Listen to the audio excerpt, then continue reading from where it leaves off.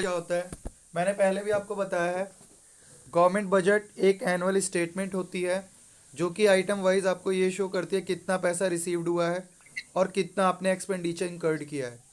रिसीव्ड्स कितना हुआ, एक्सपेंडिचर कितना इंकर्ड किया एक फिजिकल ईयर में। फिजिकल ईयर का मतलब एक फाइनेंशियल ईयर में, ठीक है, उसको बोलते हैं बजट। ठीक है, the receipts and expenditure shown in the budget are not the actual figure but the estimated way. मतलब एक तरीके से आप कह सकते हो ये प्लान होता है, प्लानिंग की जाती है बजट के थ्रू। ठीक है, इसके कुछ इंपॉर्टेंट पॉइंट्स हैं ये कि बजट जो है गवर्नमेंट प्रिपेयर करती है ऑल लेवल पर, सेंट्रल, स्टेट, लोकल गवर्नमेंट। ठीक है, एनुअल बजट एस्टिमेटेड एक्सपेंडिचर और रिसीव्स और are plan as per the objective of the government. तो जो भी गवर्नमेंट का ऑब्जेक्टिव होता है उसके हिसाब से इसमें एस्टिमेटेड एक्सपेंडिचर और ये सारी चीज़ें इसमें लिखी हुई होती हैं। ठीक है, in India budget is presented in the parliament. ये जस्ट फॉर जनरल नॉलेज, इससे रिलेटेड क्वेश्चन आते नहीं हैं। ठीक है, लेकिन आपको पता होना चाहिए कि पार्लियामेंट में इसको प्रेजेंट किया जाता है। प्रेसिडेंट इसको as the president made direct by conventions it is prepared as the on the last working day of February each year. It is required to be approved by the parliament before it can be implemented. तो parliament इसको approved करती है। History पे आपको जाने की ज़रूरत नहीं है, सीधा अब आ जाओ आप ऑब्जेक्टिव ऑफ गवर्नमेंट बजट। तो इसी को हम पढ़ेंगे। ऑब्जेक्टिव ऑफ गवर्नमेंट बजट क्या होता है? री एलोकेशन ऑफ रिसोर्सेज। री एलोकेशन का मतलब क्या हुआ कि जो भी, देखो एक्चुअल में बजट में आप कर क्या रहे हो कि आपको पैसा आ रहा है और आप खर्चे कर रहे हो। पैसा कैसे आ रहा है? टैक्स की फॉर्म में आ रहा है और दूसरा नॉन टैक्स की फॉर्म में आ रहा है। टैक्स की फॉर्म में कैसे आ रहा है गुरमेहर? सर रेवेन्यू कलेक्ट करते हैं ना। हाँ जी, रिवेन्यू। टैक्स की फॉर्म में रिवेन्यू, तो देखो रिवेन्यू तो टैक्स और नॉन टैक्स दोनों ही होता है। तो नॉन टैक्स और टैक्स में क्या डिफरेंस, मतलब tax revenue and non sir tax. Non tax revenue वो हुआ जो हम टोल में वगैरह पे करते हैं, और टैक्स रेवेन्यू वो हुआ जो हम इनकम टैक्स नहीं, वगैरह पे टोल करते हैं। टोल प्लाजा वगैरह जो है वो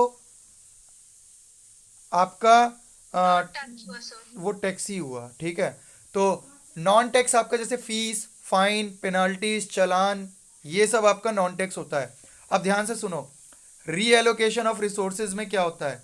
री एलोकेशन ऑफ रिसोर्सेज में हम क्या करते हैं, गवर्नमेंट की जो भी इनकम होती है, गवर्नमेंट, आपने सुना भी होगा कभी भी बजट वगैरह प्रेजेंट होता है तो बात हो रही होती है कि सस्ता हो जाएगा ये सामान महंगा हो जाएगा। तो ये क्यों होता है? क्योंकि हम कुछ चीज़ों पर कंसेशंस देते हैं, सब्सिडीज देते हैं। Tax concessions and subsidies. Okay, तो वो हो गया री एलोकेशन ऑफ रिसोर्सेज। मतलब जो नेसेसरी चीज़ें हैं उसको कंसेशंस दे दो, उनको सब्सिडीज प्रोवाइड कर दो। तो टैक्स, कंसेशन और सब्सिडीज पहला पॉइंट हो गया री एलोकेशन ऑफ रिसोर्सेज का।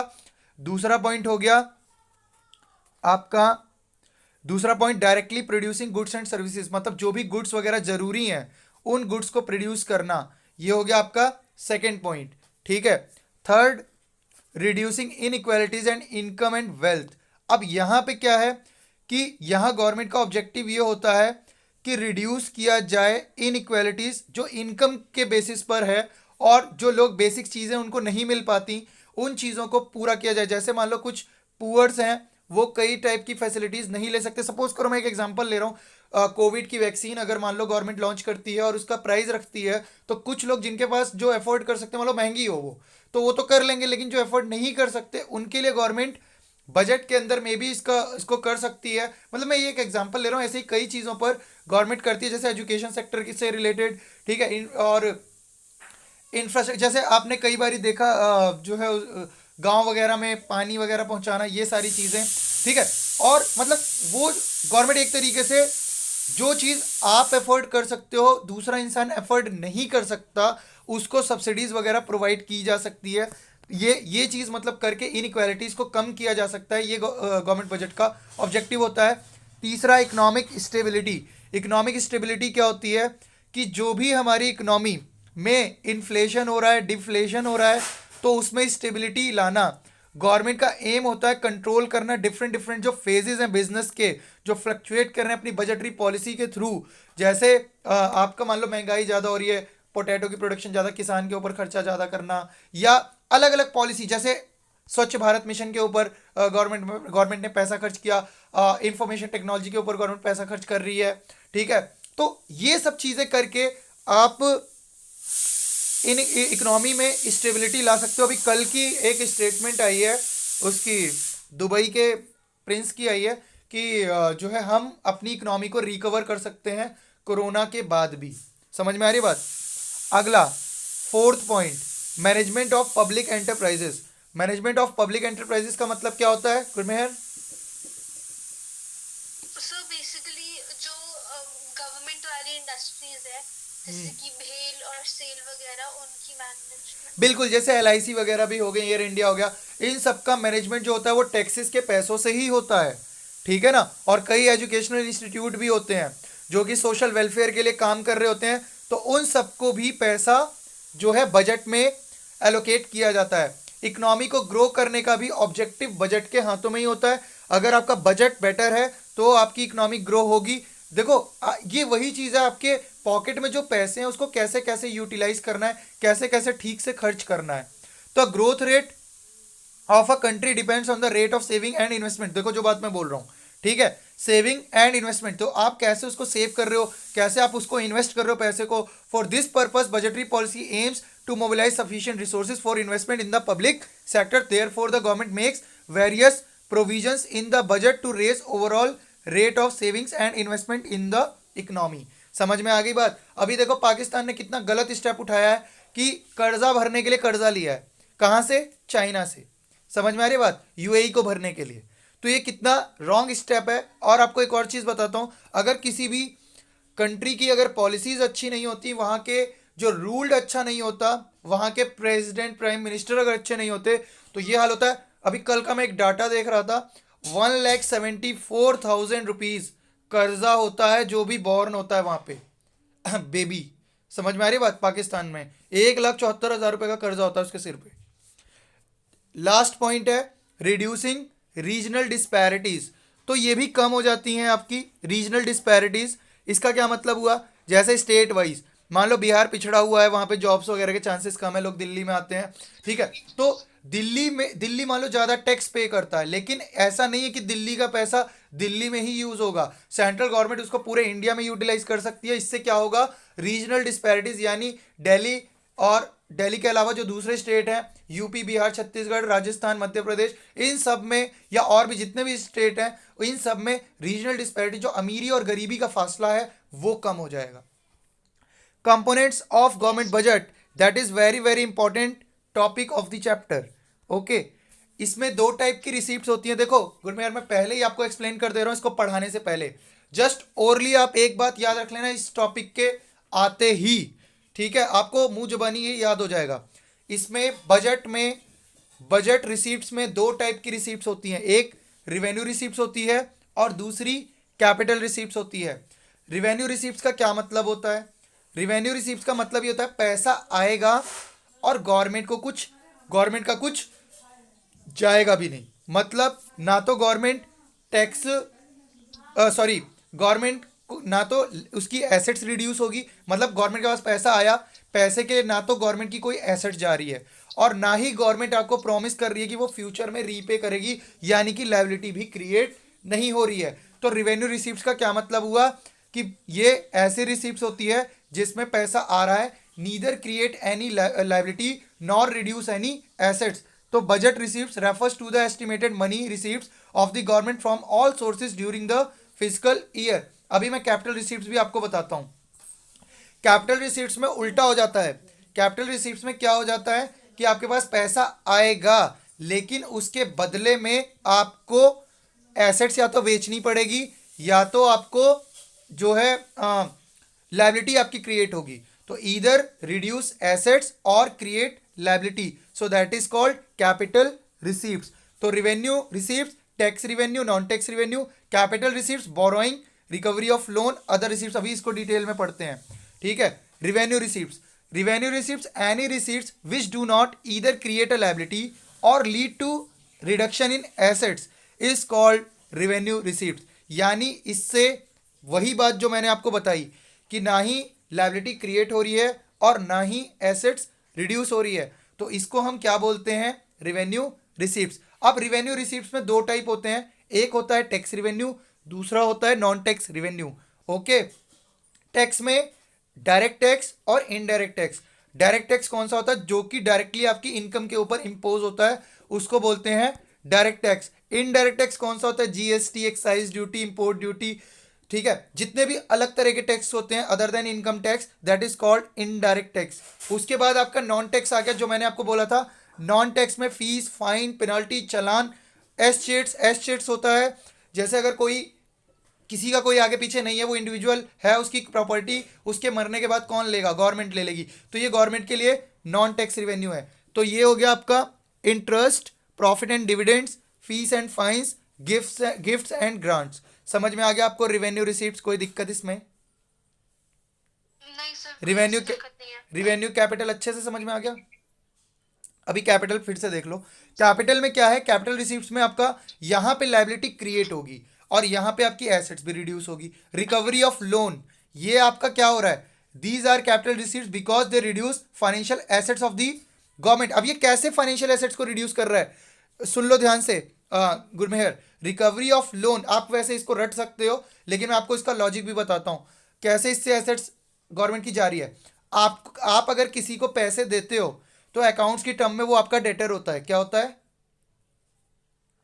अकाउंट्स के टर्म्स में हमारा डेटर होता है। डेटर होता है, मतलब आपने किसी को पैसा दिया है, ठीक है। जैसे मान लो मैंने आपको पैसा दिया, तो आप मेरे क्या हो? डेटर हो, ठीक है। और डेटर क्या होती है? एक एसेट्स होती है। क्या होती है?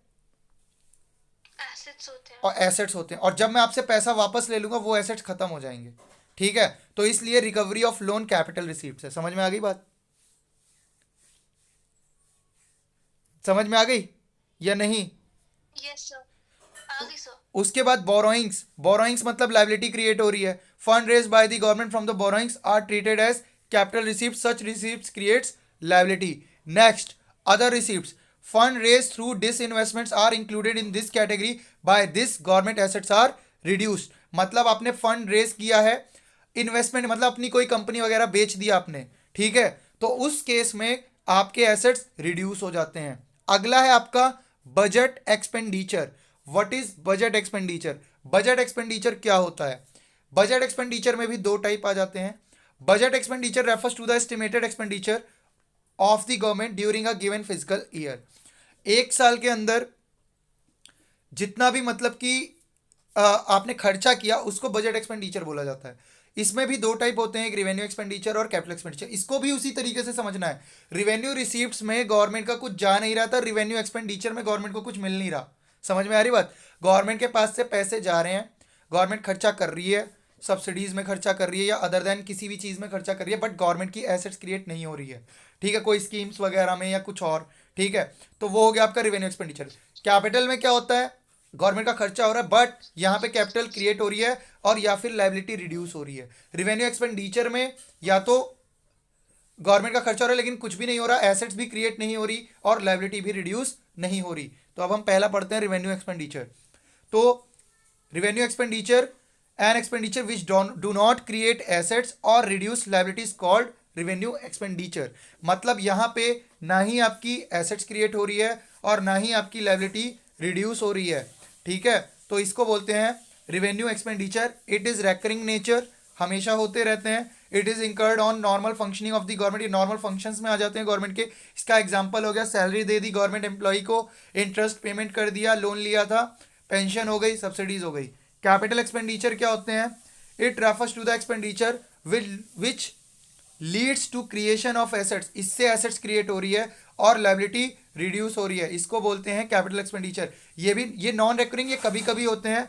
It add to capital stock, इससे क्या होता है कि गवर्नमेंट की एसेट्स बढ़ती है, इस वजह से कैपिटल स्टॉक यानी कि एसेट्स बढ़ने की वजह से कैपिटल्स हमारे बढ़ते हैं। Increase the productivity through expenditure, यानी खर्चा कर करके हम लोग अपने प्रोडक्शन को बढ़ाते हैं। इसका एग्जाम्पल हो गया metro. Metro flyover is a part of capital expenditure, इससे एसेट्स क्रिएट हो रही है। उसके बाद आपका plan and non plan expenditure आ जाता है। बता सकते हो इसको? प्लान एंड नॉन प्लान क्या होता है? प्लान जो 5 ईयर प्लान में मेंशन होते हैं खर्चे, जैसे मैंने आपको पढ़ाया था ना Indian economy on the eve of independence, और शायद कोई एक चैप्टर था जिसमें प्लान और नॉन प्लान एक्सपेंडिचर आ रहा था। तो उसमें जो 5 ईयर प्लान, सेकंड चैप्टर था ये वाला। हाँ जी हाँ जी, तो उसमें जो प्लान में, हाँ, इकोनॉमी 1950 से ऐसे कुछ था ना उस चैप्टर का नाम, सिंस 1950 टू यस 9। सर। तो उसमें तो जो प्लान के अंदर आपके खर्चे आते हैं उसको प्लान एक्सपेंडिचर बोलते हैं, और जो प्लान के अंडर खर्चे नहीं आते उसको नॉन प्लान एक्सपेंडिचर बोलते हैं। डेवलपमेंटल एंड नॉन डेवलपमेंटल में कौन से होते हैं? जो डायरेक्टली रिलेटेड होते हैं economy and social development of the country से, वो डेवलपमेंट हो गए। डायरेक्टली कंट्रीब्यूट करते हैं development of the economy, produce nature as it's good aids to the flow of goods and services. Non developmental हो गए जैसे डिफेंस वगैरह पे जो खर्चा होता है उससे कोई प्रोडक्शन नहीं हो रही है, तो it refers to the expenditure which is incurred on the essential general services of the government. It doesn't contribute directly to the development but lubricates the wheels of economic development, but वो भी ज़रूरी है इकोनॉमी को चलाने के लिए। It is not concern with the productivity of the work class. अब ये टाइप्स ऑफ बजट, ये भी थोड़ा इंपॉर्टेंट है।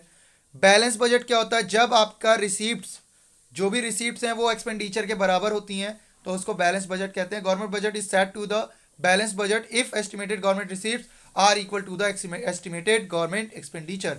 सरप्लस बजट क्या होता है? अगर आपकी इनकम ज़्यादा है यानी कि रिसीप्ट्स ग्रेटर देन एक्सपेंडिचर तो आप उसको बोलोगे सरप्लस बजट।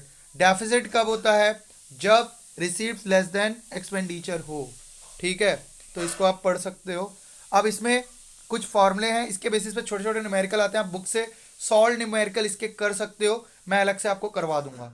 ठीक है, एक बार। और मैंने आपको एक चार्ट एक बुक में दिया हुआ था, वो पूरा एक उसको आप देख के वो एक क्वेश्चन जरूर कर लेना, और छोटे छोटे क्वेश्चन इसके आप आसानी से कर सकते हो, मैं आपको करवा भी दूंगा। ठीक है, पेपर से पहले पहले मैं करवा दूंगा। रेवेन्यू डेफिसिट किसे कहते हैं? जब आपका टोटल रेवेन्यू एक्सपेंडिचर माइनस कर दिया जाए टोटल रेवेन्यू रिसीप्ट से, तो वो आपका रेवेन्यू, क्योंकि यहाँ पे जस्ट रेवेन्यू की बात हो रही है तो इसीलिए रेवेन्यू डेफिसिट कैसे आएगा? जितनी भी रेवेन्यू रिसीप्ट्स ग्रेटर देन होंगी रेवेन्यू एक्सपेंडिचर से, तो वही फॉर्मूला लिखा है, रेवेन्यू एक्सपेंडिचर माइनस रेवेन्यू, बात वही हो गई। ठीक है, फिजिकल में क्या होता है? टोटल बजट एक्सपेंडिचर में से टोटल बजट रिसीप्ट्स को अगर माइनस कर दिया जाए। प्राइमरी में क्या होता है? Physical deficit minus interest payment. ये फालतू की बकवास है, इंटरिम बजट वगैरह पढ़ने की आपको कोई जरूरत नहीं है। जनरल नॉलेज अगर लेना हो तो इसको पढ़ लेना, अदरवाइज इन चीज़ों को पढ़ने की कोई ज़रूरत नहीं है। ठीक है, सोशल मैसेज एक बार पढ़ सकते हो अगर पढ़ना चाहो तो, ये एग्जाम के पॉइंट ऑफ व्यू से बिल्कुल इंपॉर्टेंट नहीं है, जनरल नॉलेज के लिए आप ये स्लाइडें पढ़ सकते हो।